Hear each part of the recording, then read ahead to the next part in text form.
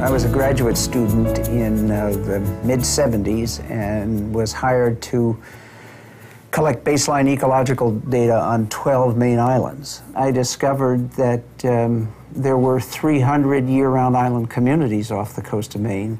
Today, 15 survive.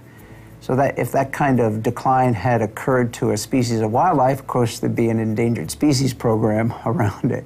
Now, when you stop and think about it, islands everywhere are small pieces of land surrounded by an ocean, but also by oceans of wind.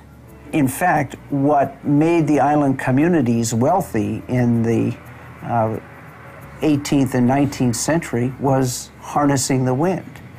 The reason there were 300 year-round island communities back then is because the transportation patterns, the Route 1 of the times were the routes of commercial sail.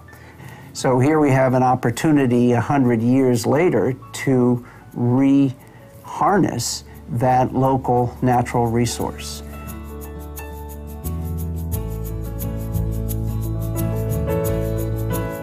It's a beautiful morning. I'm on the dock waiting for my boat to take me out to Vinyl Haven. And we're going to check out the Fox Islands Wind Project, which is another project that the Islands Institute has been involved in to support the island communities of Maine.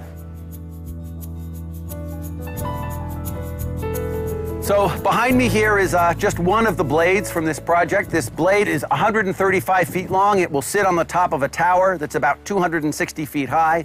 So the overall height of the project is almost 400 feet.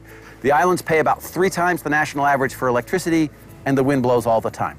And so it was an obvious question, could these communities help defray some of the high cost of electricity through wind power generation? So there's nothing technologically cutting edge about this project. It's using an existing stable technology, well-tried. What is cutting edge about this project is the way that it has been designed for and by the community. And so what is new here is a kind of distributed and locally owned generation. One of the advantages we have as an island is we have a cable back to the mainland, or coming from the mainland, where that's how we get power now. But it gives us the opportunity to sell power back to the mainland. A lot of islands don't have that flexibility that we've got.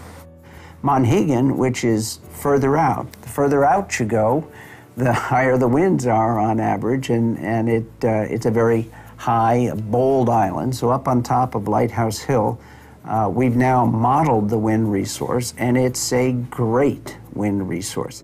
Monhegan is paying right now 70 cents a kilowatt hour for their power, which is 7 times the national average. And so they're dependent on diesel fuel for their energy, which obviously has a huge carbon footprint, but it's also making it not affordable for the community to be able to stay there and sustain itself. And so I'm really interested in how renewable energy can help this fishing community, both in terms of economics and for the environment.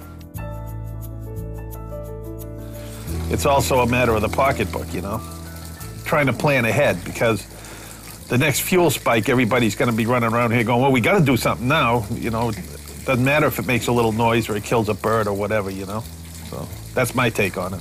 Modern wind farms, properly sited around this country, the average avian mortality for a wind turbine is 2 to 4 birds per turbine per year. Just by way of comparison, the average rural domesticated house cat kills 5 birds per year. There's nothing convenient about living on an island. It's more difficult, it's more expensive, it is, you can't come and go whenever you want. You get stuck by wind and weather, and it's the tenacity of people who are rooted to their place that is ultimately the ingredient that in a sustainability context is the difference between whether a community survives or dies.